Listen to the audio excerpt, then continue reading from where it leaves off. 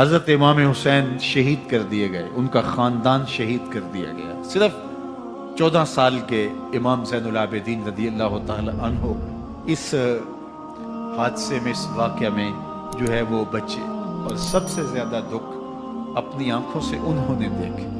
کربلا کا منظر بھی دیکھا، کوفے کا دارالعمارہ بھی دیکھا، اور دمشق کا دربار یزید بھی دیکھا، اور پھر یہاں سے مدینے پہنچ کر اہل مدینہ سے جو سامنا ہوا امام زین العابدین نے، وہ لمحے بھی دیکھے۔ کہتے ہیں اس واقعہ کربلا کے بعد حضرت امام زین العابدین کبھی ہنسے نہیں تھے۔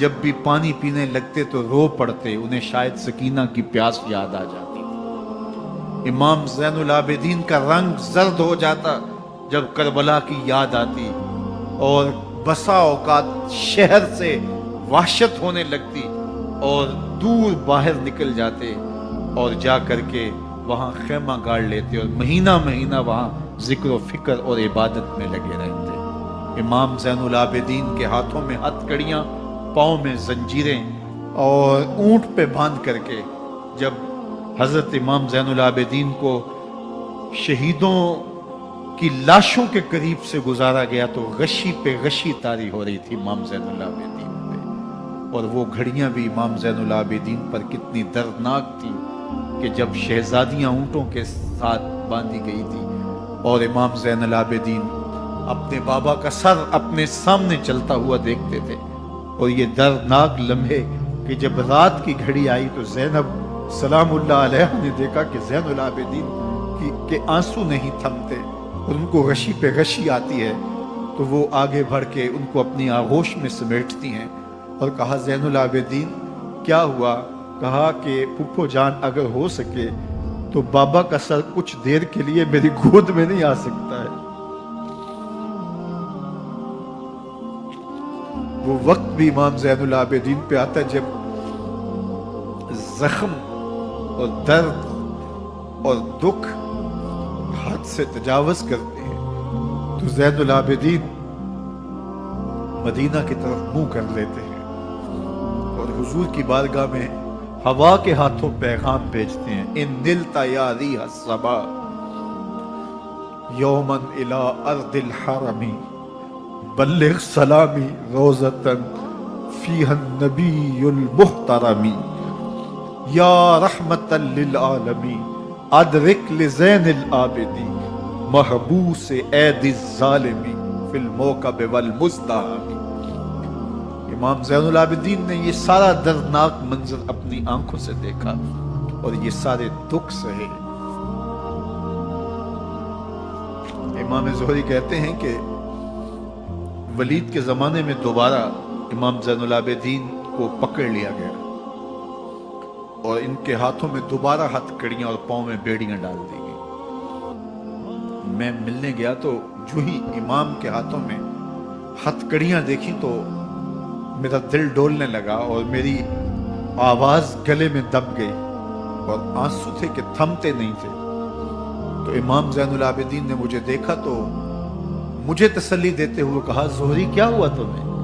تو میں نے کہا حضرت کربلا میں تھوڑے دکھ دیکھے تھے اور اب یہ حالت مجھ سے دیکھی نہیں جا رہی۔ تو امام زین العابدین نے ان زنجیروں کو اور ان ہتھ کڑیوں کو جن سے آپ جکڑے گئے تھے جھٹکا دیا، لوہے کی زنجیریں ٹوٹ گئیں۔ کہا زہری ہم اللہ کی تقدیر پہ راضی ہے ورنہ یہ زنجیریں کیا ہوتی ہیں۔ امام حسین کو تو کاٹ دیا گیا نا، اس لیے کاٹ دیا گیا کہ یہ ہماری حکومت سے بغاوت کر رہے ہیں، انہوں نے یہ کہا، بہانہ یہ بنایا، نظم حکومت میں یہ مخل ہو رہے ہیں، لہٰذا انہیں شہید کر دیا گیا۔ نہ صرف انہیں شہید کیا گیا، سر کاٹے گئے، نیزوں کی نوک پہ چڑھائے گئے، لاشوں پہ گھوڑے دوڑائے گئے۔ کیا کیا ظلم تھا، کیا کیا جبر تھا جو روا نہیں رکھا گیا، پیاسا رکھا گیا، بھوکا رکھا گیا، 6 ماہ کے بچے بھی نہیں چھوڑے گئے۔ امام حسین جب حضرت علی اصغر کو اپنے ہاتھوں پہ اٹھا کے فرات کے کنارے جا کھڑے ہوئے تو آپ نے اشقیاء سے مخاطب ہو کے کہا کہ تمہاری لڑائی تو مجھ سے ہے، اس 6 ماہ کے بچے نے تمہارا کچھ نہیں بنایا۔ چلو سے پانی بھرا تاکہ اصغر کا حلق تر ہو جائے تو پانی ابھی حلق تک نہیں پہنچا، 2 شاخہ سنسناتا ہوا تیر آیا اور علی اصغر کا گلا چیر گیا. اور کہتے ہیں وہ جو تیر تھا جو حضرت علی اصغر کا گلا چیر کے آگے گزرتا ہے، وہ تیر تھا جو جانوروں کو مارنے کے لیے استعمال کیا جاتا ہے. گردن لٹک جاتی ہے، خون بہنے لگتا ہے. امام حسین اس خون کو آسمان کی طرف اچھال کے کہتے ہیں مالک حسین کی یہ قربانی بھی قبول فرما لے. نسل مٹا دی گئی، شہید کر دیے گئے، گھوڑے دوڑائے گئے. سادات کرام، عصمت شعار پیغمبر زادیوں کو اونٹوں پہ بٹھایا گیا، رسیوں سے جکڑا گیا، چادریں چھیننے کی کوشش کی گئی، کیا کچھ نہیں ہوا. تاریخ دردناک ہے اور یہ پیغمبر کے ماننے والوں نے، کلمہ پڑھنے والوں نے یہ سب کچھ کیا. بے مروت، بے وفا، تیرا بھی کیا افسانہ ہے. جس نے اپنی ہی شمع کو گل کیا تو وہ پروانہ ہے.